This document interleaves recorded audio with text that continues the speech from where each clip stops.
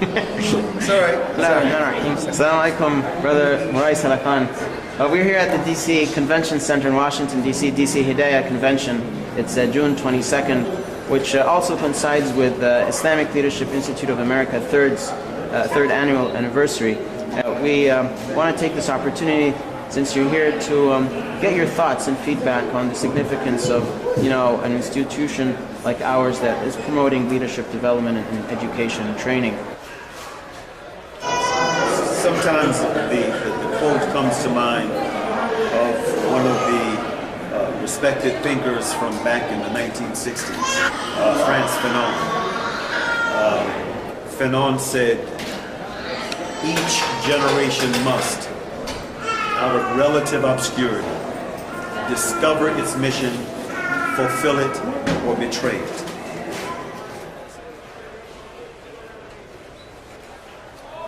A lot of us college students look back and think of our high school or middle school years and, wish that we had had more involvement in the community, more places to turn to, in these difficult years. And I think ILIA is an organization that is really there to support your child and to help them, guide them through these years.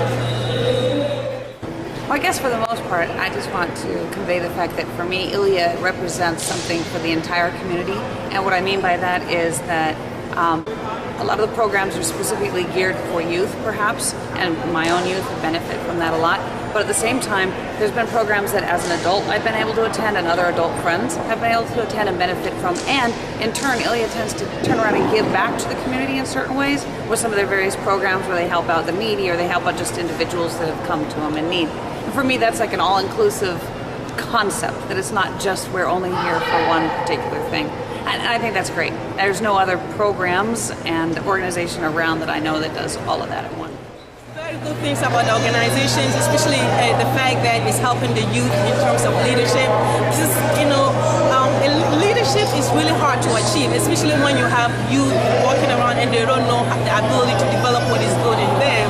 And I see, ILIA doing that to bring the natural instinct or the innate of what, the youth and the ability, what they can do.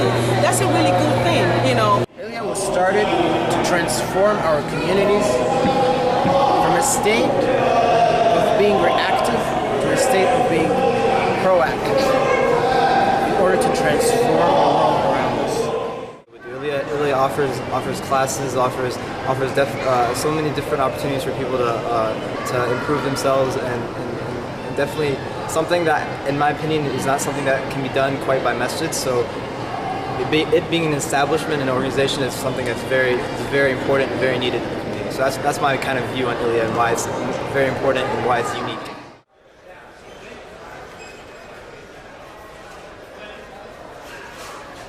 If we were to ask you in one word, what is ILIA? How would you describe it? Development. I think it develops, a platform and, a mold that if you follow it, of course following Islamic principles, then we need leaders and we need to nurture leaders. But I think the one thing that's very important that Islam adds to the equation is to be a servant leader. And basically the issue is that as Muslims, the first thing we need to emphasize when it comes to leadership is to emphasize Allah subhanahu wa ta'ala. It becomes a question of what do you have in place as a community